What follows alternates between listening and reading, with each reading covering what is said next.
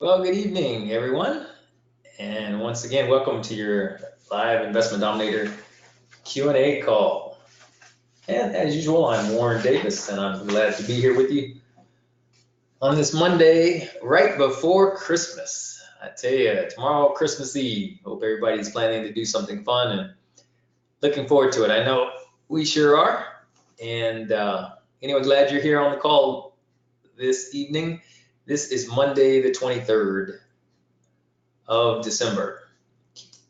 And we are looking for getting your questions answered. As you can see my screen, hopefully you can hear me okay. As usual, my indicators are showing that I can be seen. I have my Investment Dominator screen being displayed. And there's several of you on the call right now, but we are expecting, well, I don't know. I'm really not sure what to expect tonight. I don't know if there'll be many joining us tonight. Being that we're right before Christmas, getting these last minute Christmas gifts. And in fact, I was out there today myself in the sea that is known as the mall, the sea of people. And I tell you what, it was wall to wall. But it was a beautiful day, and I did get the last of my Christmas shopping done. So anyway, I'm glad to be here. Anyone out there that can hear me and see me okay, if you know how to put in your response, just let me know that you're seeing my screen as I go through. All right. Thank you. Thank you, Elizabeth. I appreciate that. Merry Christmas to you too. I tell you, we are looking for a good time. Merry Christmas to you and your family. So as usual, we are here tonight to get your questions answered, and those of you that need to know how to put in your questions, just use your formatting box there on the right hand side and put in your question and then hit send, and that question will get to us. Those of you that are still on, make sure that hopefully you'll know that Thursday's webinar, the 26th, this Thursday, will be canceled. So I will make sure that I cancel that sometime this evening or first thing tomorrow morning. You should receive an email based on the email that you signed up with in the Investment Dominator. If you don't receive an email, you'll know that it's canceled, because if you were to sign in on Thursday, the webinar won't be there, because I'm going to just delete the entire webinar. That seems to work better than even trying to get the emails out, because some people don't look at their emails, and then they still try to sign in, and they get upset when the webinar is not there. So I don't want anybody to be upset. We're going to be taking Christmas Eve and Christmas and the day after Christmas and the day after that off this week. So as we move forward here today, I want you to just type in your questions as you need to, and as usual, we're going to hit the questions that we didn't get to last Thursday, when I think that was the 19th. And so I will do my best to get any questions that come in today, but we're gonna go over those questions that we didn't cover on last Thursday, so that if anyone does listen to this recording, they will have their questions answered. And the first one we had left over from last Thursday was a question from Phil. Phil says, I know how to change the date on my neutral letters, but how do I create the template? And I believe he's talking about the template that's going to go out to ITI. So in order to create a new template, it's pretty straightforward. And as you're creating this template, you can make any appropriate changes that you want to the template. And essentially, you're creating a custom template, only you're doing it outside of Investment Dominator. And there's a reason for that. So the steps, if you wanted to create a new neutral letter template that's going to go to ITI, which is letterprinting.net, or REI, which is REI Mailings, or LPG Mailer, which is the other mailing house that we use here. if you want to create a new template, just go into Generate Documents, and over here you'll see that we have a copy of the various template here. The generate the prospect neutral letter template. So this is a template that you would send along with your envelope and your CSV file to any of the mailing house. I do understand that REI or LPG mailer does have a copy of this neutral letter template that they're using. Some of the students have reviewed it, and it's worded differently than the one that comes out of Investment Dominator. So I personally would recommend that you use the one that comes out of Investment Dominator, the way it's worded, but that's totally up to you. But in any case, if you notice here, we have these different fields that letterprinting.net or REI utilizes in order to put the information for each customer. This is a dynamic address, so this information will get filled up as it's in your CSV file coming from Excel. So the way you would create that is you simply download this template. It'll have your signature and everything. So if I wanted to do this, I would just say over here to the right, I would just download it. I would save it somewhere on my computer, as you see my computer screen come up here. And once I saved it there, I would also make any changes, like if you wanted to physically, once you download it, you could make any changes that you want to this particular file. Now, the situation comes up if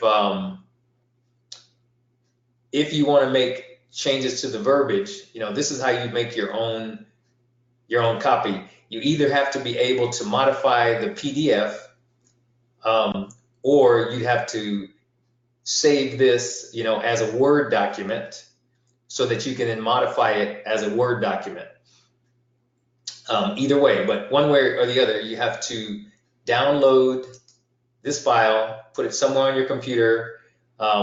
Here it's saving as a PDF, but you could also, let's see. Nope, it's only going to allow you to save it as a PDF. So you're going to have to be able to modify this PDF file. Now there are some PDF or some computers that will allow you to modify a PDF file. If you can't, you'll have to simply create a Word document with this information on it, and then go in and modify that Word document. But basically, you want to keep this information here that goes, that ITI is going to use or REI Printing is going to use. You want to have these fields remaining in your template. So this is a template that would actually go to them. And if you don't see these types of fields, then you know that you don't have the right version going to ITI.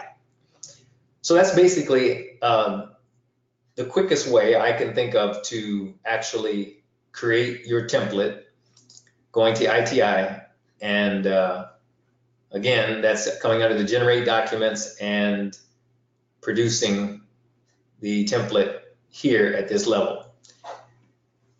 Okay, that was one question that was left over, and I hope that's pretty straightforward for you, Phil. I always appreciate your questions. Let's see, Jennifer had a question that came in. This is not so much Investment Dominator as it is a business-related question, and we like those business-related questions as well because it helps people kind of move forward in the business. But Jennifer was asking, she was contacted by a buyer, and I thought it was a good question for everyone to hear on the call, because you might run into this where an actual builder ends up contacting you. So it was a builder, and he requested her,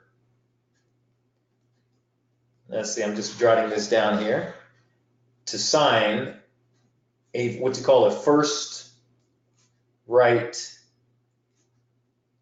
of refusal document.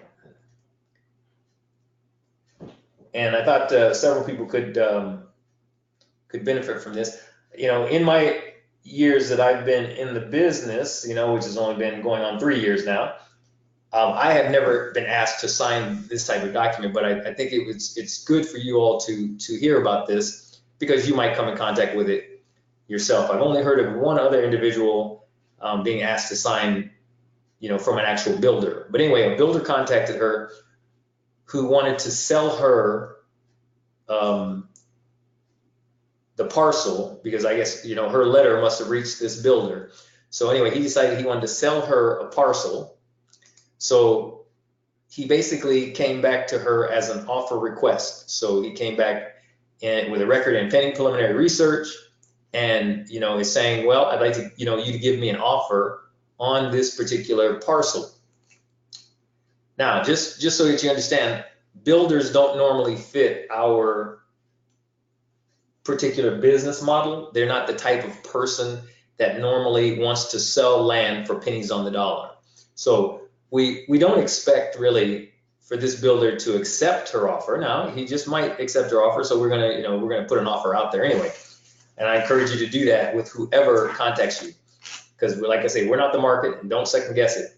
Now, my only thinking is the fact that it's a builder, and he already knows the value of that land, but he's asking her to sign this first right of refusal agreement, which also states that her particular parcel that she'd be selling him is an integral part of a tentative tract. So in other words, it's an integral part of a large tract of land or different tracts of land that are in this one area. The part that she has to sell is actually less than an acre. But the thing that is important here is that the builder wants to reserve the right later on to be the first one. When he says he wants the first right of refusal, he wants to be the first one that she contacts when she gets ready to sell this property. So if you can understand, that's why I don't believe that this builder is going to fit our business model, because I don't think he wants to sell Jennifer this land for, pennies on the dollar. I think he's going to get something more closer to market value. But in any case, he wants to be the first one when she markets this property and decides to sell this property. This builder wants to be the first one.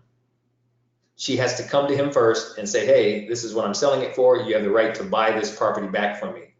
So that's what is meaning by the first right of refusal. He wants to be the first one to say yes or no to buying this property. And so in any case, I just wanted you to be aware that kind of request could be out there.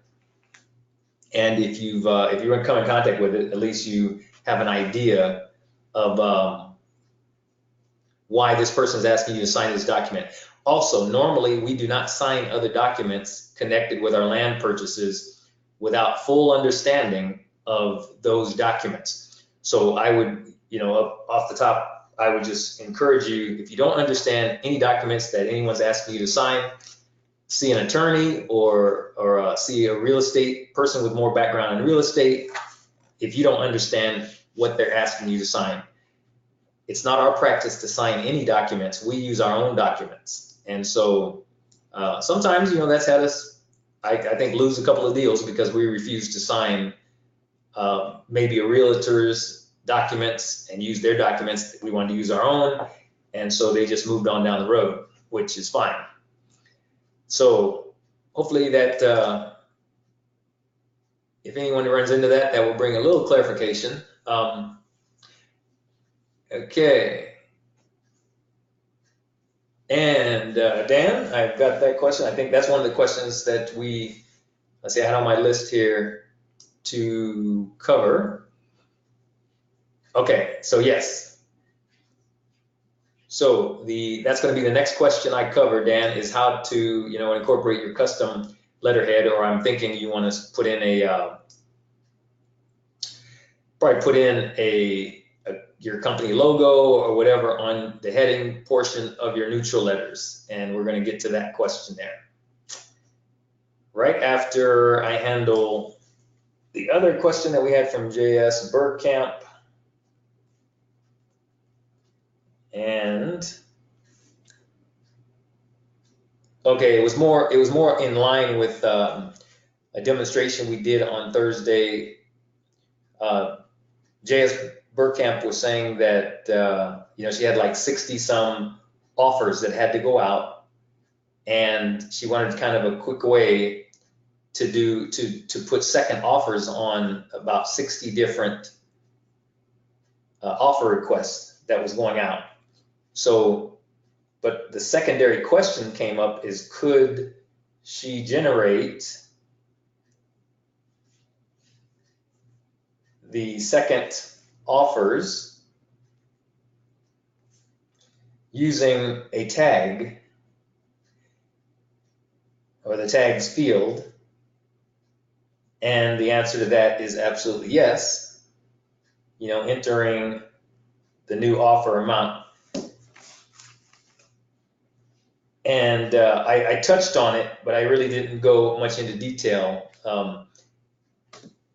because what I was recommending that she could do, she could re-import a file back into Investment Dominator, just like you import, you'd import a file in, you could choose your file and then upload the list, as you see on my screen here. You can do it that way, and importing that file, you could, when you import that file, you could change a status here. And remember, I went down and I created the second offer sent. That's a special status field that we created. So that's one way to do it. Now, if you didn't want to do it through the second offer sent, the question was, well, could she use a tag to create this? And if we go up here under help and search our user guide, and you go into import,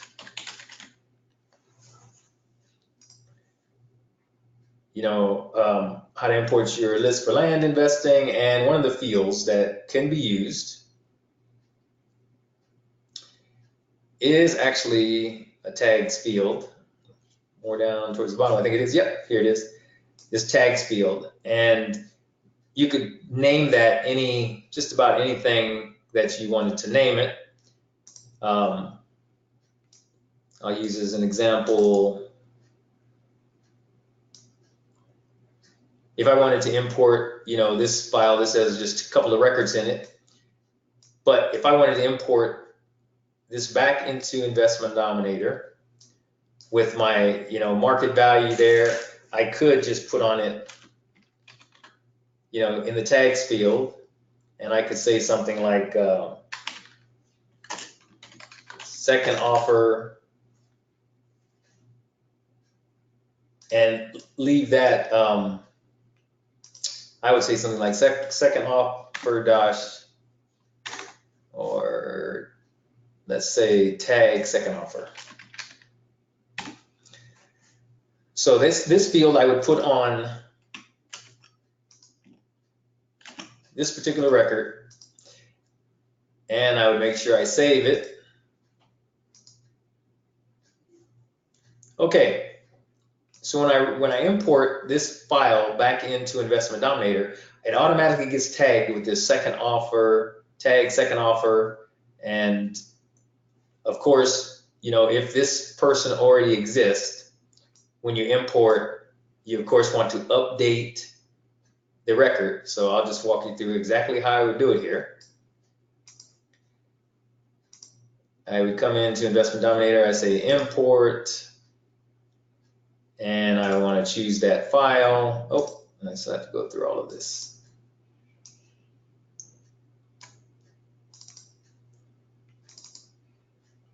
Okay.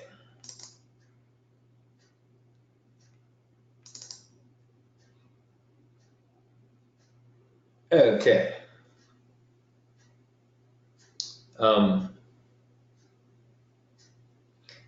So, see, I think this is the record I might have chosen. I'm gonna import this, and when I say upload the list, I got 2 records imported. So now the only difference here, those records came right in. So if I look at them in Investment Dominator, here the records are, they have their market values already input. Now the only difference here, and I went kind of fast there, but if I were to import and I were to choose this file, if I were to choose that file again, let's say if I were coming in and they had those records existed, because I created 2 new records, but if the records already existed, I'm going to hit this update existing records. That's the only difference here. And I'll say upload list. And as I upload that list, you know, you come into these records, and the nice thing about it is these records should have the tags on them. Yes, tag second offer, and they've got the market value in here so that you can now go and do your second offers for any of those records that are that have that tag. And the beautiful thing is you can always search by this tag. You know, you can, because the tag automatically got created. So that was the other part of this. We wanted to be able to create these second offers, have them imported into Investment Dominator, and somehow tracked by using, and you can use the tag and the fact that this is should be in pending preliminary prospect status. We have it set to pending preliminary research because basically these are second offers. We would update that as it's coming in and set it to pending preliminary research. And when you update the records, now you could search. You could do an advanced search by status and pending preliminary research. Let's just show you that real quick. And make sure both of these are set to pending preliminary research. Update the record, and you see they have the tag second offer. Okay. So I want to make sure I clarify that you can use the tags to do second offers as well. And bring that in, import that into Investment Dominator as well. Just another way that that it won't take you so much time if you have. I mean, very seldom do people have 40 or 60 records at one time to bring into Investment Dominator just for second offers. But as your business grows, that could easily happen. So moving on with Dan's question here on how can I set up a letterhead, basically, or incorporate my custom letterhead with the neutral letter? And I guess, Dan, the best way to actually demonstrate that would be under Customize. You want to go into Custom Documents, and I would actually, at this point, have you add a document. And you want to do it for land only, and we're going to hit both, because we want to create both a PDF and a document. All right, and we're just going to call this custom neutral.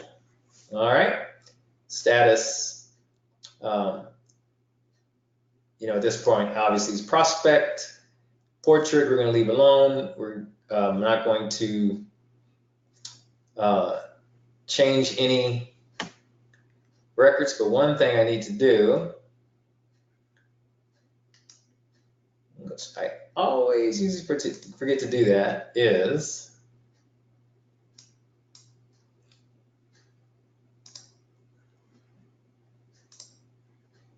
one of the first things you want to do, and I'll just say Jack, and you want to come in, and we're going to actually customize, you know, a neutral letter here. So you're going to create a custom neutral letter, and it takes you through this list, but the important thing we want to get to here is this content. So I'll go back in, I will customize my letter. I'm going to create a custom document. I'm going to add my document for land only. Under doc, I'm going to hit both.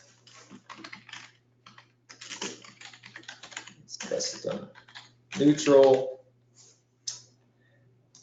Okay, we're under prospect status, portrait, all this stays the same.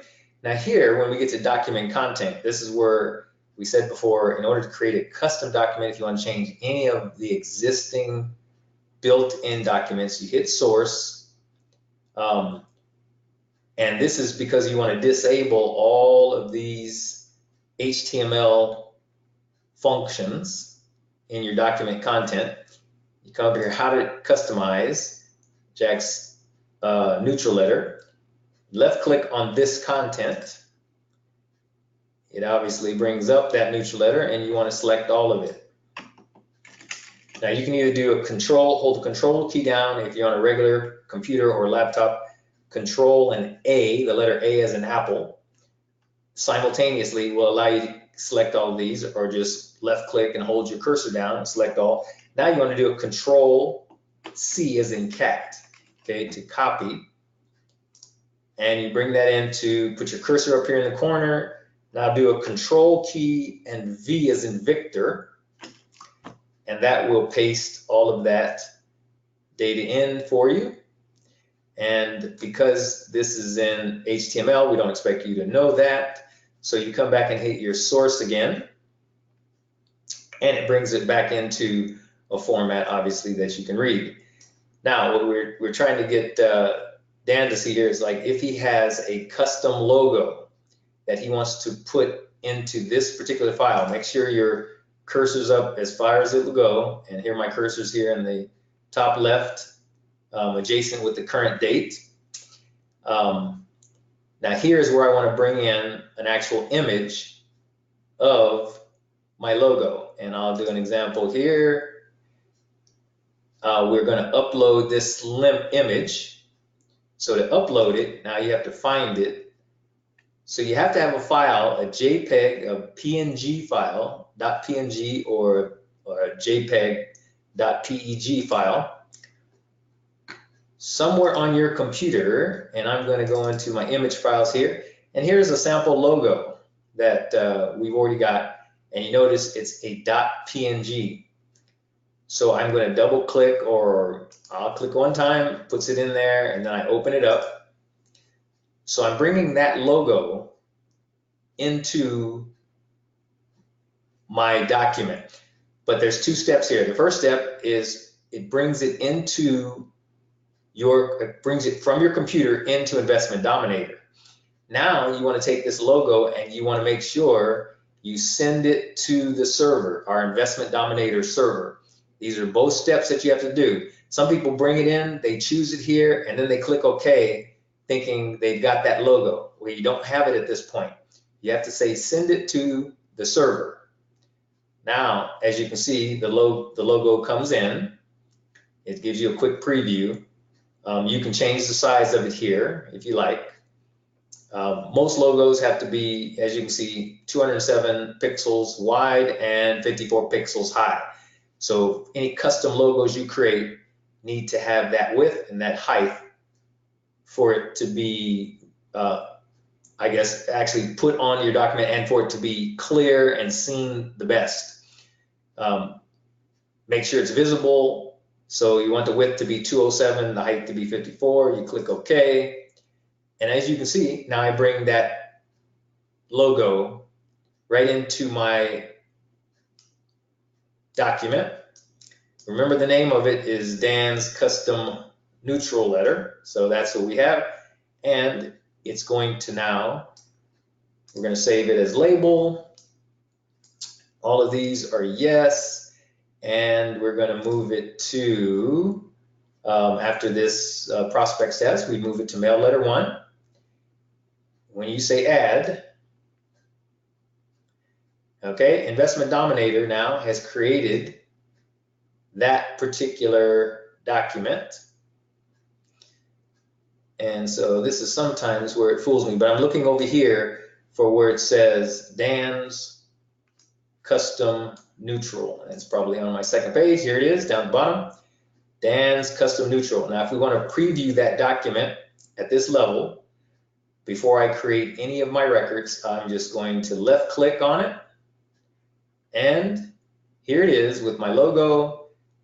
my letterhead, and of course this would be your address, or excuse me, your signature, Dan, and your company information. But I just wanted to show you how you would bring that, you'd customize and create a custom document and bring that logo, that image file into your particular neutral letter. You're creating a custom neutral letter. Now don't forget, you called it Dan's Custom Neutral. So when you go back into Investment Dominator, and when you do a generate documents, and you can create all your documents, you're not going to find it up here in your neutral letters. You have to come and open up the custom document templates, and you look for Dan's Custom Neutral, and this is where you're actually going to see that particular version of your file that's going to have your logo and your signature, etc. So you have to select from down here, down at the bottom here, wherever you see your custom neutral letter that you created. And let's see if we got it right here.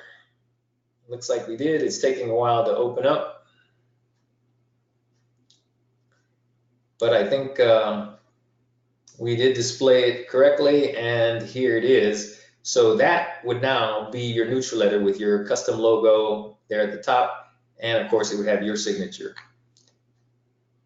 And then every prospect letter now that goes out of Investment Dominator is going to have your custom logo. So that's the long and the short of it, of how we would handle that. Let's see, make sure I make note of that question. Okay.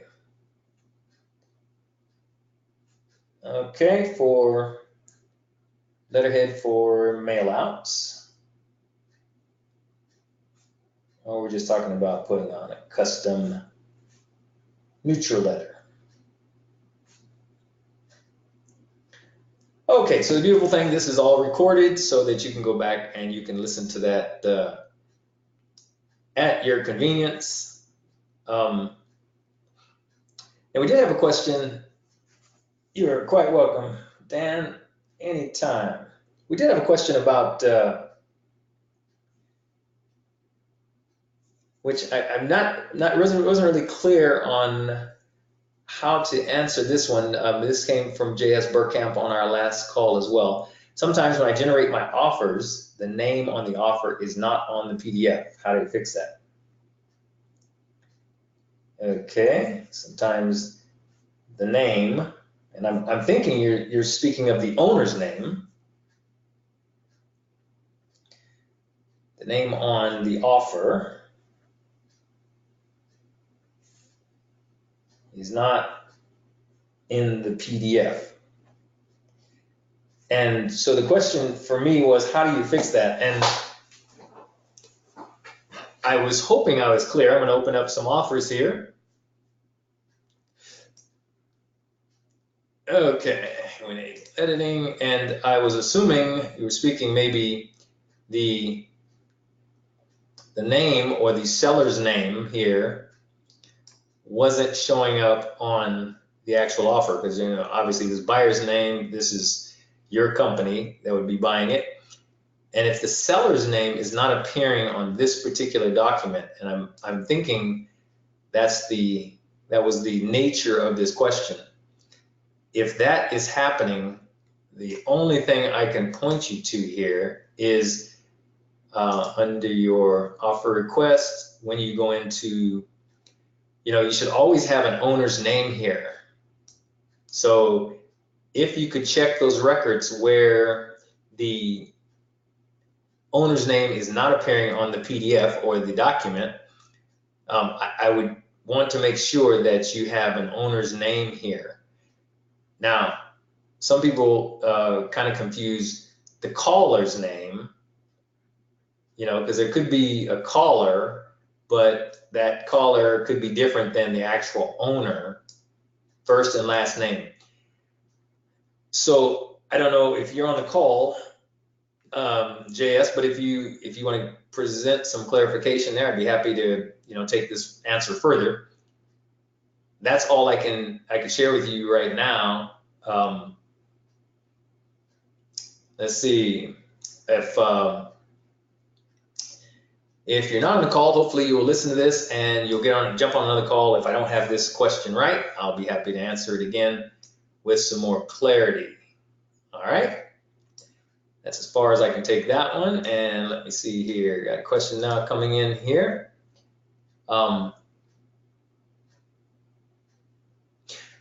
Gaither, good question. Good question. Let me write it down here. Do we cold call returned mail? So like imagine, like return to sender where it didn't find the address, or just send another letter to the correct address. Yes, in this case, Gaither, if I had the correct address, once we do your skip tracing and you find the correct address, I would simply go on and just send them out another letter. So that's let me make sure. Are you cold calling return mail or sending another letter? Yeah, to the correct address. Yeah. So if I come in here and I attempted to send them a prospect record or a prospect letter, a neutral letter, and that comes back to me saying, hey, wrong address. Once we get that skip trace and we get the right address, I simply just get them out another letter. At this particular point, that's really all that's necessary, because remember the neutral letter is simply going out to, determine if they're even interested in doing business with you. Are they interested in selling you their land? So calling them, actually, I wouldn't do that, since that's not our mode of contacting these customers. We don't call them. We simply send them a letter. And we give them an opportunity to think about it and decide if they want to do it. If they do, they'll call us back, remember, at whatever number is in your company information, in your company phone. So if it's Pat Live they're calling, they'll call Pat Live back. If you have your number on there, they'll call you back and let you know if they're interested. So I basically would not cold call at the neutral letter time. Good question, though. I appreciate that, because it's those kinds of little, should we do this? Should we reach out to the customer, or should we just contact them via email or contact them via mail? Those are important questions to get answered. And I did, let's see, before I get lost here. Okay, another business question that came in, which I've heard this before, and it's been a long time since I've answered this question, so I'm glad this is kind of a new group of people on the phone with us at this time. So I'm happy to be able to answer this question here. But the question is, and it was from Pauline. Okay, just spoke with a county that doesn't allow commercial solicitation. Now, you might get this solicitation. Okay, what do we do? What to do? What to answer them? You're very welcome, Gaither. Anytime. You'll get this question from time to time about when you go after certain counties, and I could give you some names of specific ones that we've run into. We've run into when we've gone into Washington area, Washington State, and we've gone after certain counties in that particular area. They've, we call them up. We always first try calling the county, And we've called them up and they said, well, we don't allow any solicitation of anyone in our particular county. So, Mr. Land Guy, if you want to solicit in this county, that will be against the rules, and we won't provide you any list to do that because we don't allow that. So the question I get is, well, okay, what do I say to that? Or what do I write back and say to that if it's via email? How do we get around that? And really, there's nothing really to get around. I've discussed this with several coaches. We've sat around as coaches and we've kicked this around. Excuse me. And just so that we can give clear answers to you, there's really nothing to get around because we are not soliciting anyone in that county. And here's the difference here.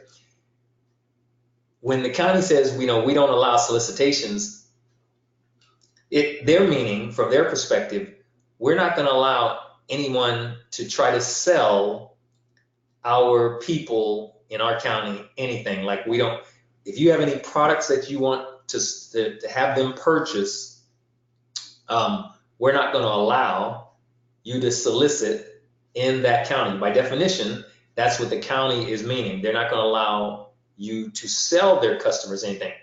Well, the truth of the matter is we're not trying to sell them anything. What we're trying to do is actually pay them money for something that they own.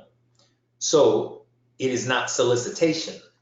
And that's not twisting any words. It's not twisting any thoughts. It's actual fact. That is not solicitation when you're offering to give the people in that county money for land that they own. And so we're letting them know we're purchasing their land. So this should be acceptable with the county. Let them know that our actions are not commercial solicitation. So if you look up that definition, I think you'll see that we are not trying to solicit anything. So that is how you respond to that. You simply let them know we're trying to give these people money. We're not trying to have them give us money. And the county has been okay when we've come back with that answer. All right. So, okay. And so another good question there from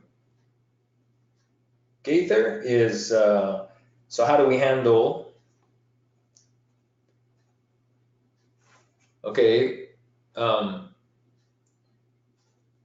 people who have an address out of the country? Okay, if we're attempting to mail to anyone out, has an address outside the country, we simply mail to them. I don't know if the post office might return. We personally have not ended up mailing to anyone outside of the country, but if you do come in contact with that, just simply go on and mail the letter. Let the post office tell you if you need additional postage or whatever for people who have an address outside the country. And the sweetest thing would be if they live outside the country, they have an address outside the country, but they have land in the United States. That's even better, because hopefully they really want to just give you the land. There's no problem with mailing to people outside the country. The only issue comes in when you want to actually do business. Now, if they write you back and say, I accept your offer, that gets a little bit more complex in that you basically need an overseas attorney or someone outside of the country to witness their signature on the offer if you were to submit them an offer. So here's the sequence. You mail to them out of the country a neutral letter. They call you back, or they mail something back to you saying, yes, I'm interested in selling you my property, send me an offer. You then send them an offer. You mail that offer to that same address outside the country. they accept your offer. So now that they accept your offer, now you're going to put that property under contract.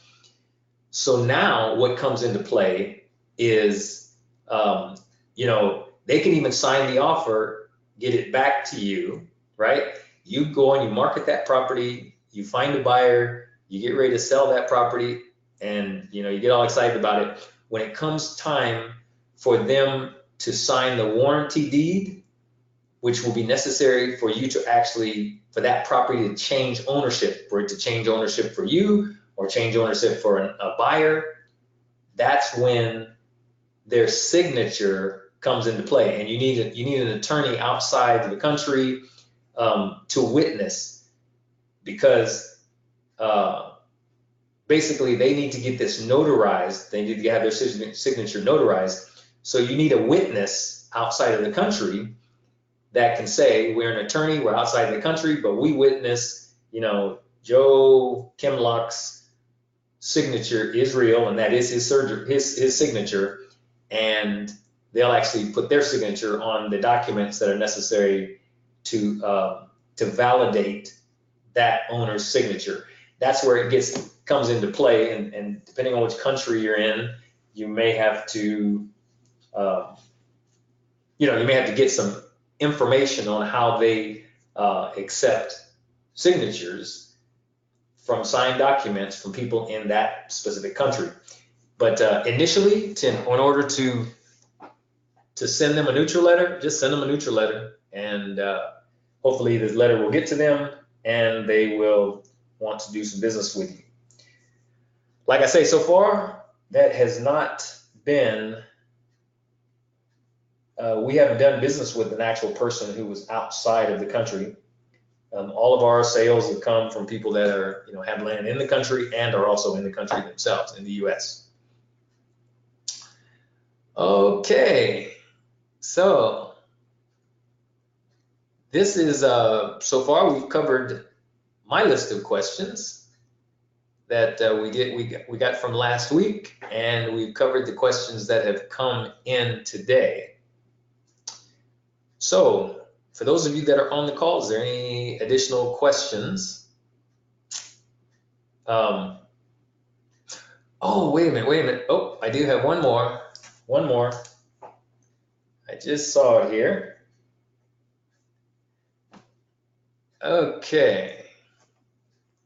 I'm going to present a scenario here so that you understand what's going on.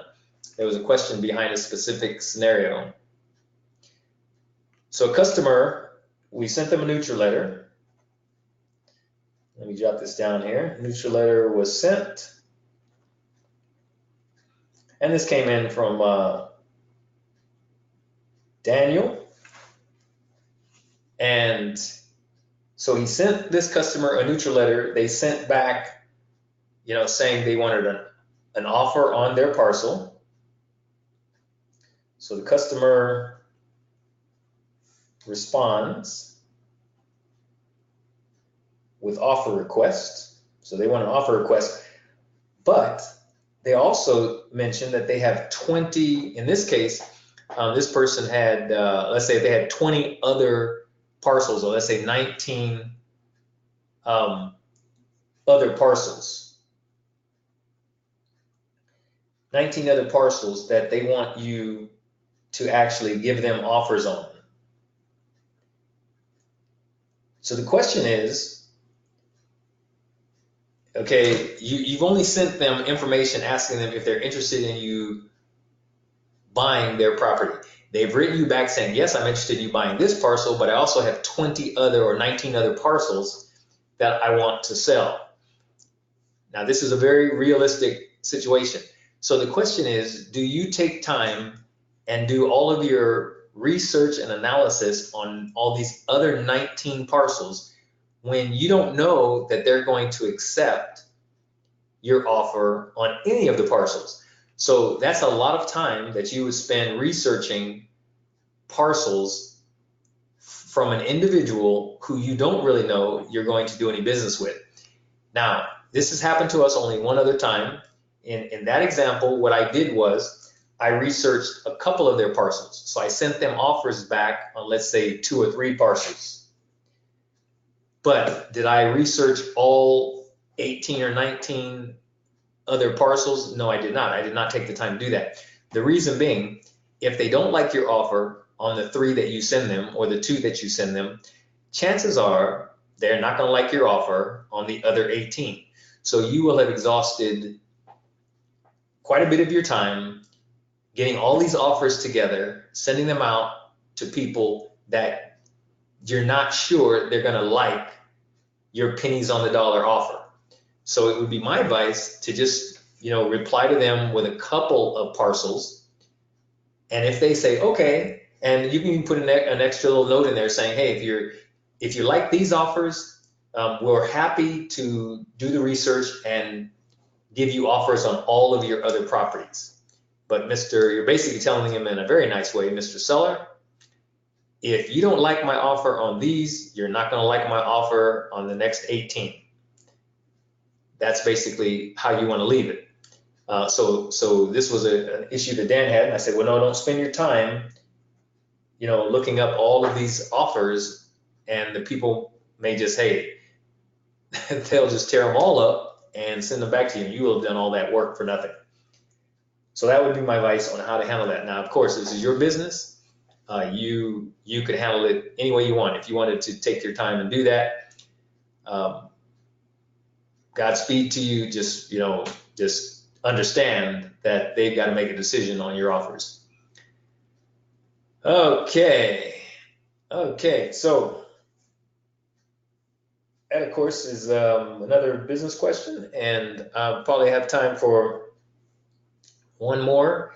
And from Gaither on how to limit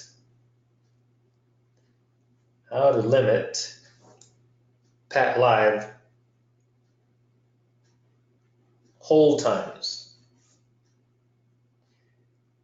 Okay, now what I do know about Pat Live, Gaither, is that they changed their hold times, I think, earlier in the year. I think it was earlier in 2019. I think it was April or May.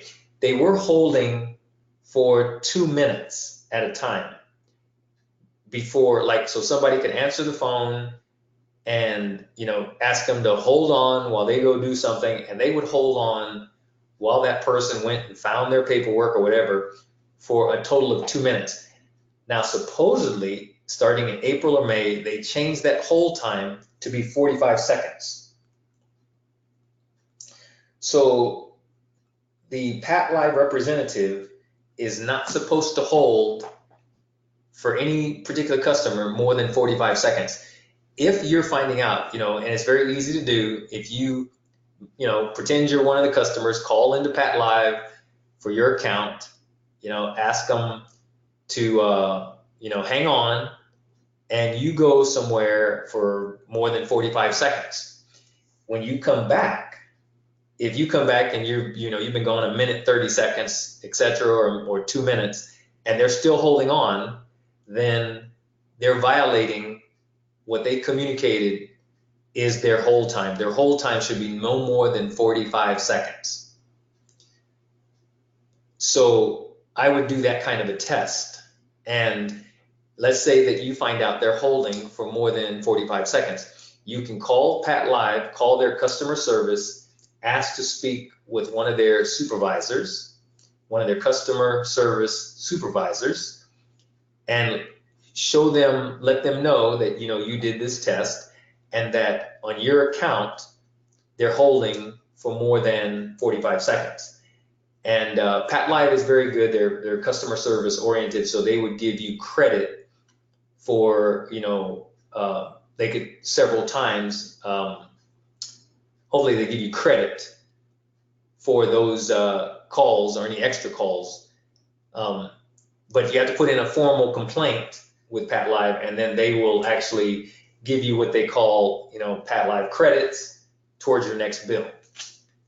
So that's how I would advise you to handle that particular situation. Call customer service with Pat Live, and they'll be happy to help you out.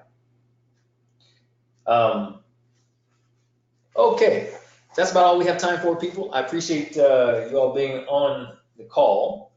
And in this particular time, this time of year, hopefully, you're getting ready, you're getting poised to have a real nice Christmas holiday, and we want to wish you a very Merry Christmas. And we won't be here Thursday, but we will be back next Monday, 5 p.m. to answer some of your questions. Just want you to understand, there are people out there this time of year that are really going through rough times. Pray that your family is blessed and that your family is healthy and whole. And the holiday season brings up a lot of bad feelings sometimes for some people, while other people are enjoying a lot of joy. I hope you're going to be enjoying the joy. But remember, if you can possibly reach out to someone that needs some assistance, needs some help, brighten their day, you'll really enjoy the season much more. So with that, I always want to say Merry Christmas to you, and look forward to seeing you right before the new year to answer some more of your questions here on our next live Q&A call, which is next Monday, the 30th. So with that, have a wonderful evening and a great Christmas, and we'll talk to you next week. Take care now. Bye-bye.